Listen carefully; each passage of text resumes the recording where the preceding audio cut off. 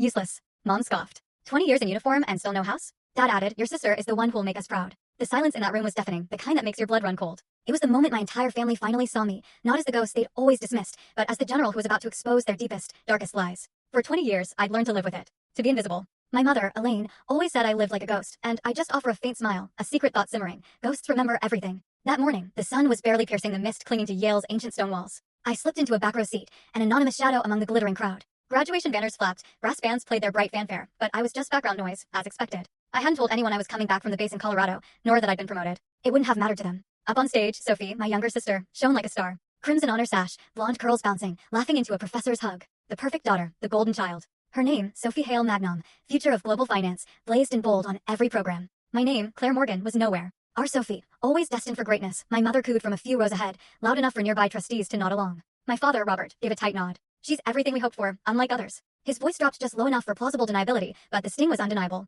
I exhaled slowly. I didn't flinch. I'd spent too long learning how not to flinch. Then, my mother turned slightly, catching my eye over her shoulder, her lips curled in a cold, amused sneer. You've served for 20 years and still don't even own a proper house. Imagine that. My face remained impassive. My smile, a sliver of breath, was for me alone. Ghosts don't need houses. Ghosts remember foundations they've had to build with blood. She turned back to the ceremony, satisfied, like she'd just delivered a final, devastating verdict. The announcer called Sophie's name. She floated forward in sparkling heels, taking the stage as if born to it. My father stood, clapping proudly, eyes glistening. She'll be the one supporting us in our old age, he beamed. Claire, your future might depend on your sister now. That was the moment. The very air shifted. A low crackle ripped through the loudspeakers. Then a deeper vibration pulsed underfoot. Then the roar. The sharp, rhythmic chopping of rotor blades slicing the sky. Heads snapped up, cameras tilted. Faculty paused mid-sentence, shielding their eyes. I rose slowly from my chair with the unhurried, grounded movement of someone who'd done this 1,000 times. My plain, dark jacket fluttered. I walked forward as if I belonged to this moment because I did. I could feel my mother's gaze locked on me like a laser, but I didn't look back. Out of the blue, a UH-60 Blackhawk helicopter descended, settling into the center of the quad. Wind tore through decorative tents, wrestling gowns in the front row.